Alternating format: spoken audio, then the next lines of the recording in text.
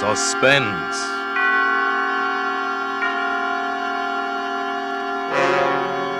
Radio's outstanding theater of thrills.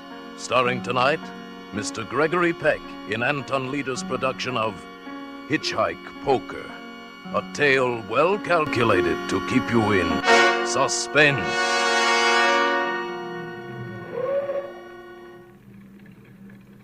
Want to ride, young fella? Oh, you bet. How far you going? Oh, hi. Well, hop in. Well, thanks.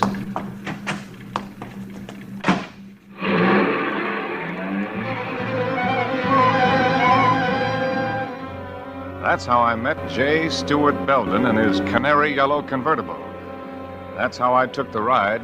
I'll be a long time forgetting. He looked to be about 45, and he wasn't bad looking for a guy that old. He was well built, about my size, no gray in his hair. And that coat he was wearing, boy, I'll bet plenty of camels went under the clippers for that one.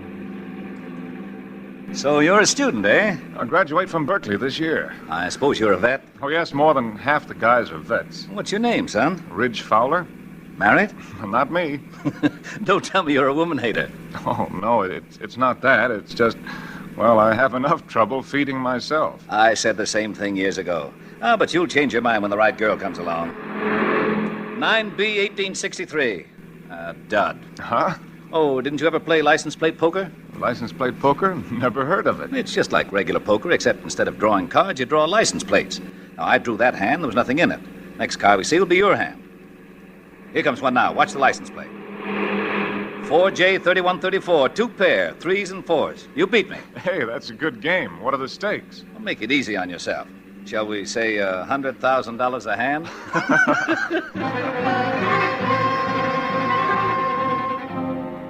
See what I mean? A good Joe, a lot of laughs and small talk, and all the time that convertible eating the miles up. What a car. We practically flew through Salinas, San Luis Obispo, and Santa Maria. Well, son, what do you say to a hamburger? I know a little place in Santa Ynez where they make a hamburger that drips with royalty. Well, you got me sold. And on the side, French fried onion, shoestring potatoes, and the coldest beer in the world. Stop, you're killing me.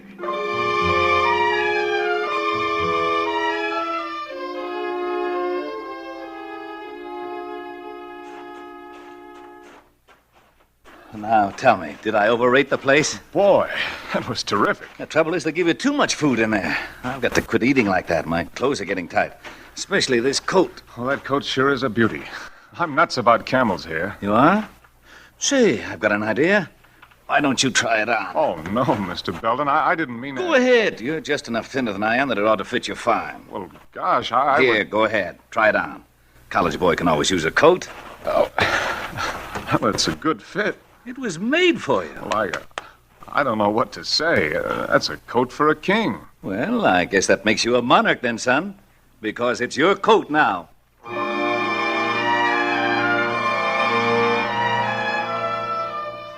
couldn't get over it. A coat like that, mine?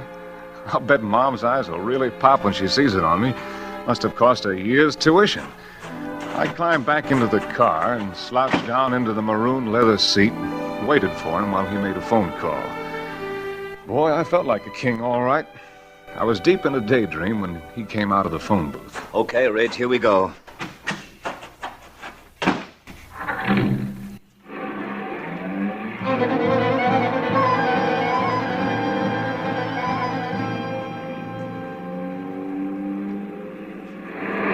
Hey, look, a straight. Huh? I drew a straight. 2J3456. Really? Straight? That's the highest hand today. That'll be tough to beat. Darn tough. Well, we drove for quite a while, not talking much. We'd left Highway 101 at Santa Ynez, where we got the hamburgers. There weren't many cars on the road, and Belden hadn't been able to draw anything to beat my straight. In fact, he seemed to lose interest in the game. He was concentrating on the road. It was a treacherous road, curved and high, full of hairpin turns, but he handled the car beautifully, taking those curves fast but sure, never slowing down a bit. Well, I like speed, but all of a sudden I felt nervous, the way he was hugging the edge. I turned to look at him to say something, and the words stuck in my throat. no more the smiling host. Instead, he was fastened to the wheel like a hawk. That's what he looked like, a hawk, ready to strike. I was tongue-tied at the changing. I guess my reflexes worked slowly, but his didn't. He threw open his door, twisted the wheel. Hey! So long, Sonny! He jumped clear, and when the car hurtled into space, I was alone in it. My head smashed into the windshield. Another jolt threw me against the door. I'm not too clear at this point, but the next thing I knew, I was flying through space again. Only this time, I was free of the car. I landed, sprawled against the side of the hill. I began to slip, to roll. I grabbed wildly, desperately for just anything to stop myself. When it happened, it was the trunk of a twisted, gnarled old tree that grew out of the hillside. Hit me square in the stomach. Knocked the wind right out of me. I lay there, too hurt to care. It was a minute or two before I got up enough breath to move. Finally, I edged my way up the cliff, hand over hand. It was brutal, but I was surprised to discover that I hadn't fallen as far as it seemed. I was climbing around a bulge of boulders not more than 8 feet from roadside level when I looked up. There was Belden, a gun in his hand. I ducked and the bullets scaled off the boulders. He wanted me dead, that was for sure. He wanted to kill me. Why? Why? I waited, crouched. Then I heard the horn. I came out from behind the boulders, crawled up on the road. Belden was nowhere in sight. I didn't see what kind of a car it was. I didn't even think to look. All I saw was he beat my straight. 4L5555. That was the license. 4L5555. 4 of a kind. All of a sudden, I was shaking. I looked at myself. I was beat up, cut, filthy. But what was worse, the camel's hair coat was a mess. King? I had to laugh. Belden was king. I was just the joker.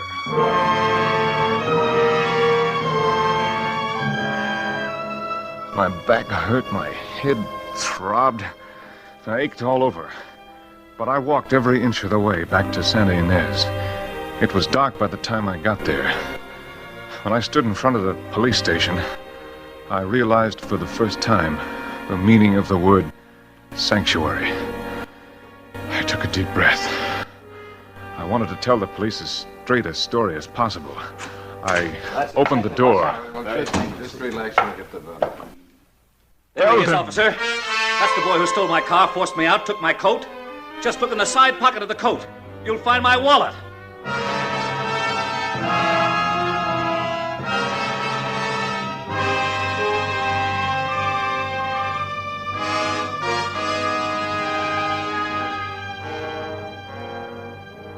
For Suspense, 'tis bringing you Mr. Gregory Peck in radio's outstanding theater of thrills, Suspense.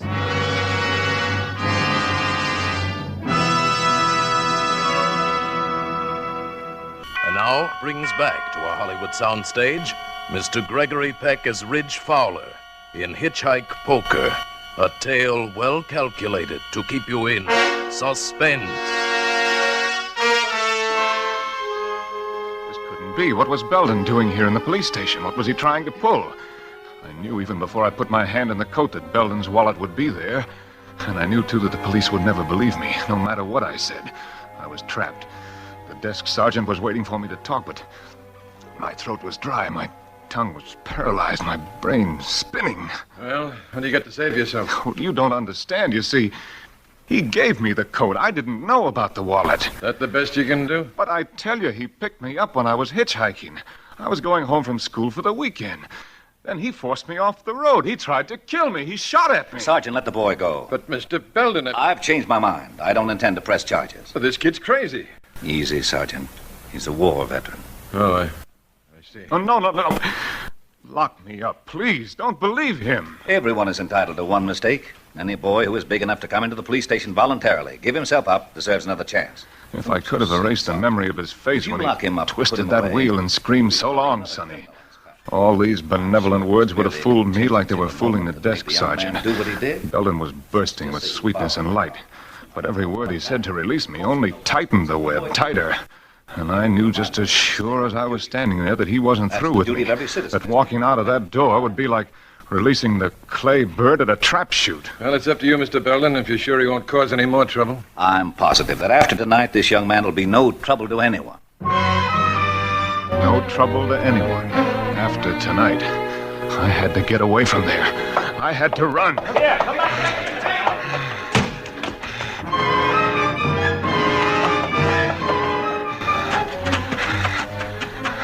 I don't know how long I ran. I didn't know where I was.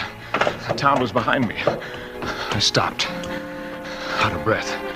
I tried to light a cigarette. My hand shook like I had the palsy. It was like the South Pacific. Snipers and trees, but what trees? Where?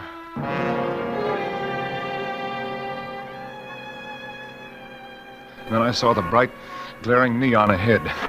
Mac and Al's, one sign said, and Wayside Rest Trucks Welcome, the other. Just a dinky service station and a lunch wagon, but it was an oasis to me. Howdy. Hey, what's the matter, Bud? You sick? No, I'm all right. You sure look green around the gills. Been in a fight? How soon will the truck start coming through? You got a long wait, about 2-3 hours. Been in an accident? Look, mister, I've got to get a ride to Ojai. Do you mind if I hang around and wait? No, I don't mind. Won't do no good, though. Ain't allowed to pick up riders, company rules. Might be lucky and catch a wildcatter, but I doubt it. Oh, thanks. You sure you're all right? Maybe you better go next door and get yourself a cup of coffee. Sure look like you could use one. Yeah, that's a good idea. Hey, if a ride turns up, I'll call you. Thanks, Mac. Oh, I'm not Mac. I'm Al. Mac works days. Well, I felt halfway decent when I came out of the lunch wagon. I'd cleaned myself up and reduced my capital to 15 cents. Al had a customer. Gas and oil, that'll be $2.80. Hey, Bud, come here. Huh? I got you a ride to Ojai. Oh, you have? Who with? The little lady here. She's been driving all day, got an awful headache. She's going straight to Ojai. Here's the fella I was telling you about, lady, that needed a ride to Ojai. Oh, I'm afraid you misunderstood. I just said I wished I had somebody to drive me. Oh, well, I don't blame you for not wanting to take a rider, but I'd appreciate it if you'd change your mind. I've got to get to Ojai tonight. Well, I am tired. Oh, go ahead, miss. He's a nice fella. Well, if you'll vouch for Now, me. wait a minute, lady. I don't vouch for anybody. All right. I guess it'll be all right.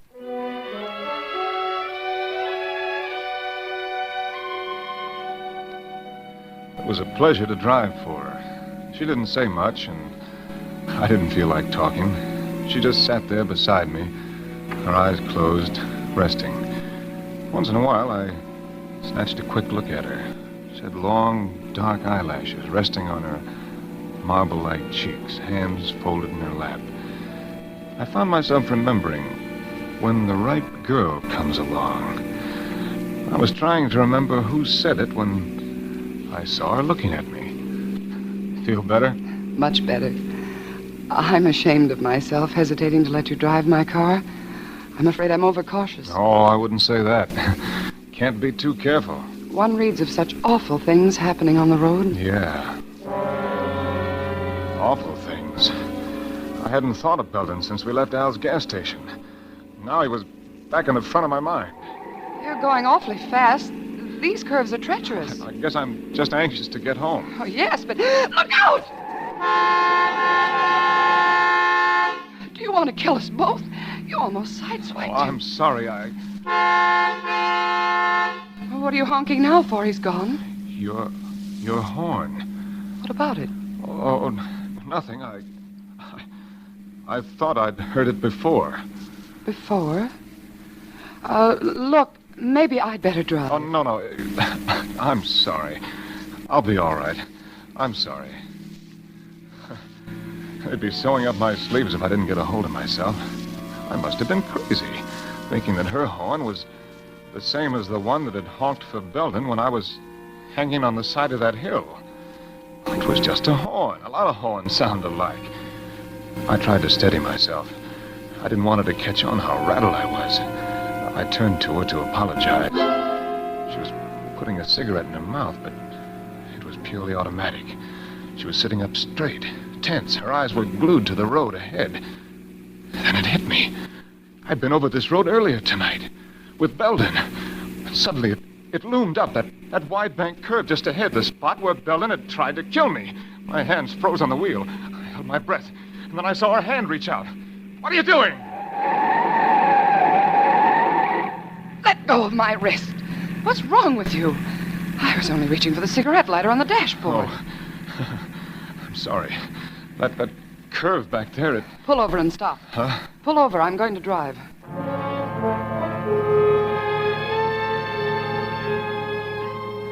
She drove about a mile, I guess. Neither one of us said anything. Then, without any warning, she took a sharp turn off the highway and down a rutted dirt road. Hey, miss, you're leaving the highway. We better stop a while. You don't look so well. Oh, I'm all right now. You don't look it.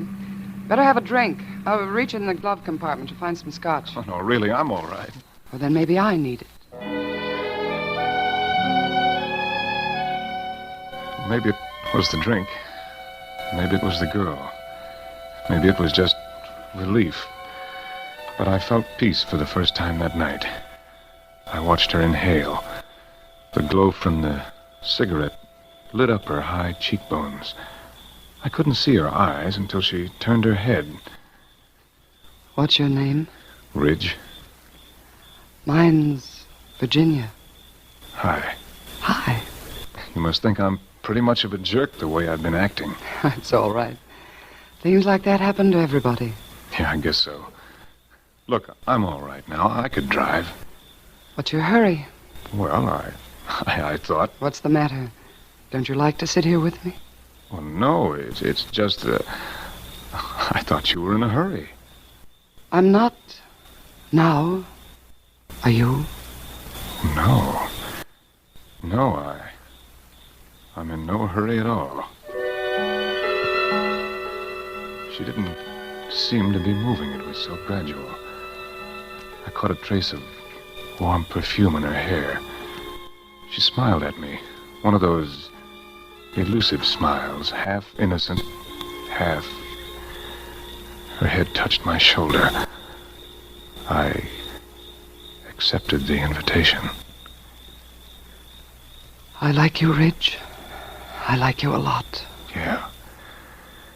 You know, tonight back in the filling station when I first saw you, What's the matter, Ridge? The miniature license tag on your key ring. Yes? 4L5555. Four of a kind. Four of it. You play license plate poker? I'm afraid so, Ridge. 4 5s. The license of the car that picked Belden up after he tried to kill me. That's right. Then you're in it with me, Sonny. I fell right out of the car. Hard. My face buried in the dirt. I didn't black out, but it would have been much easier if I had. Only my mind functioned. Everything else seemed paralyzed. Well, you took your time getting here. I was delayed. You were supposed to be here waiting. What if I hadn't been able to keep him? Oh, I knew I could depend on you, darling, to detain him. What is that supposed to mean? Did you have to go as far as you did? Did you have to let him kiss you? Do you know a better way to keep a man on ice? Perfect wife, a little helpmate. Oh, shut up. Put him in the back seat. Now, just a moment, darling. I'm going to do it right this time. There'll be no slip-ups. You fool! Put that gun away. Why? Don't you realize if a bullet is found in the body, it won't be accidental death? You're always so right, aren't you, darling? Only because you're so stupid. Stupid, am I? Who planned this whole thing? You did, and badly. If you'd handled it right in the first place, his body would be burned up by now, along with the car. Now put him in the back. Belden's wife. But what? Why did they want to kill me? Why? Belden picked me up, threw me in the back of the car. Uh-huh. Hand me the wrench, Virginia. Stewart! This time, warm, black oblivion rushed over me. After a second, The pain was gone. And so was I.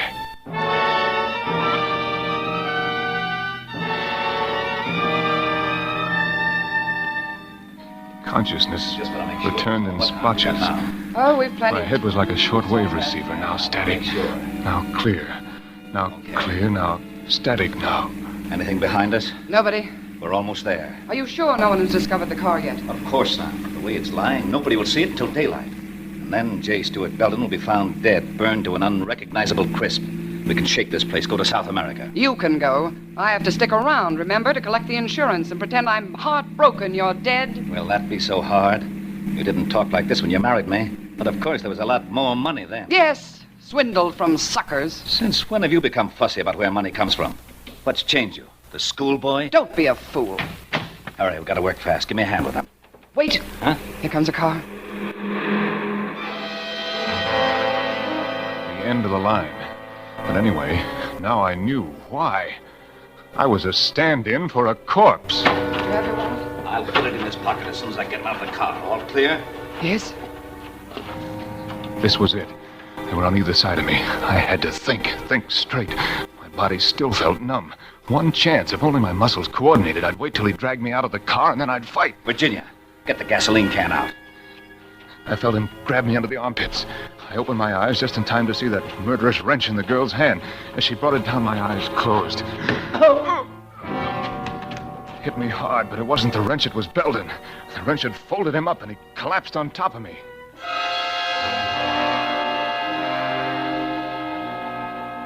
Every nerve in my body was alert now. I didn't know what would come next, but I was ready for it. She pulled Belden's body off me. She wasn't aware of me watching her. She was too busy dragging Belden over to the rim of the cliff. She was transfigured with hate. Well, Stuart, it's how you planned it. Accidental death! And then she kicked him, and he disappeared over the edge. I didn't wait to see any more. I crawled out of that car, and I started to run right down the middle of the road. She saw me. Wait! Stop! Wait, Reg! But I kept right on going. I glanced back. She started the car. She was coming right at me. First, I thought she was just trying to catch up to me. Then I realized she was trying to run me down. She was trying to kill me. I was crossing to the left side of the road. She was right behind me. It was just a question of seconds, and suddenly, around the bend, a big truck. I was sandwiched between them.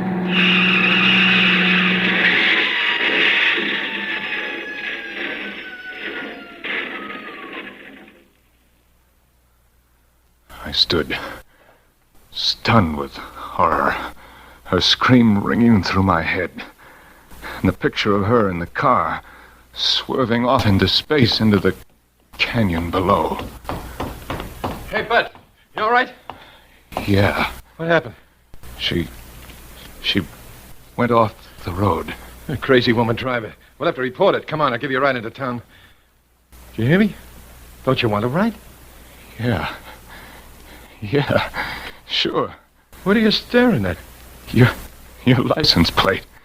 CM 1111. Hey, it wasn't my fault. You saw how it happened. 4 aces. 4 aces. I'd won. I'd taken the last hand. But as long as I live, I'll jump out of my skin whenever a car pulls up and a voice asks, Want a ride, young fella?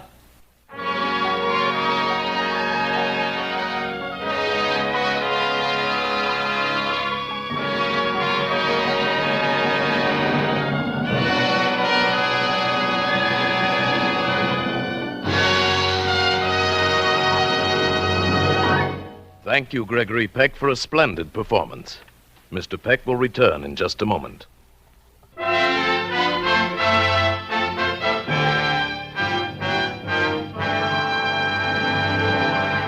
And now, here again is Mr. Gregory Peck. It's been a great pleasure to appear here tonight with this fine cast of suspense actors. And I'm expecting almost as much pleasure from listening next Thursday. Another gripping study in Suspense.